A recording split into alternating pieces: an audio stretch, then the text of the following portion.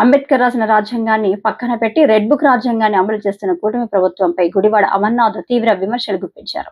వైఎస్ఆర్సీపీ పెద్దర్తి మాజీ MLA Annamreddy ఆదిప్రాజు party కార్యాలయంలో జగన్ అంటే నమ్మకం, చంద్రబాబు అంటే మోసం పుస్తకం మాజీ మంత్రి అనకాపల్లి వైఎస్సీపీ జిల్లా అధ్యక్షులు గుడివాడ అమర్నాథ్ ఆవిష్కరించారు.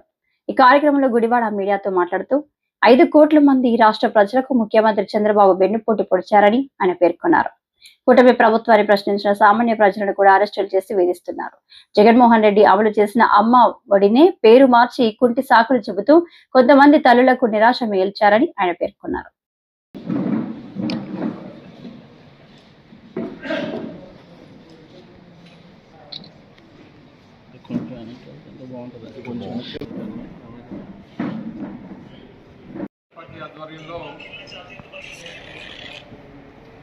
గడిచినటువంటి ఒక 10 రోజుల క్రితం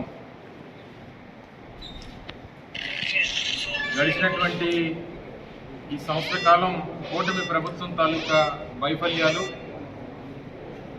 వాళ్ళు గత సంవత్సరం జరిగినటువంటి సార్వత్రిక ఎన్నికల్లో అధికారంలోకి రావడానికి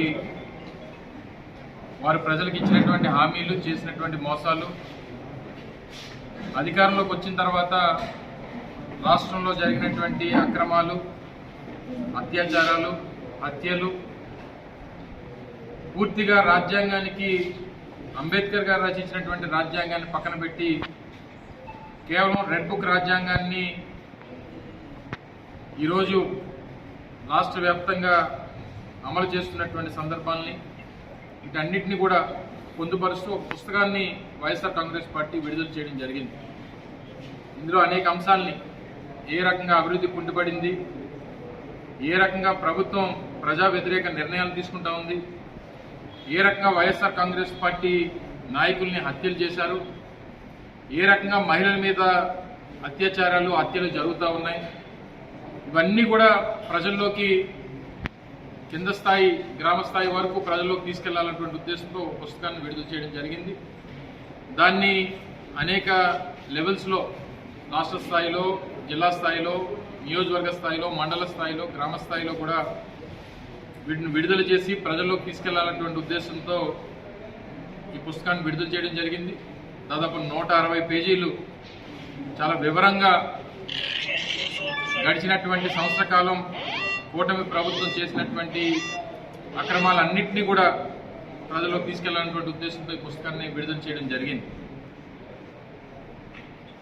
కేవలం 12 మాసాల్లో 390 మంది వైఎస్ఆర్ కాంగ్రెస్ పార్టీ కార్యకర్తలను హత్యలు చేశారు. దాదాపు 750 పైచిలకు పార్టీ నాయకులు, కార్యకర్తల మీద దాడులు చేశారు.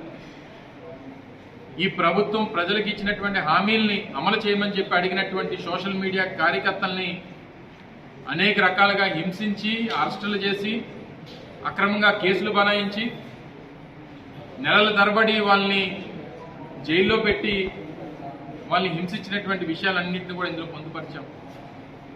కేవలం YSR Congress party social media కార్యకర్తలే కాకుండా సామాన్యులు ఎవరన్నా సరే ప్రభుత్వం మీద వ్యతిరేకంగా మాట్లాడినందుకు వారి మీద కూడా కేసులు బనాయించారు.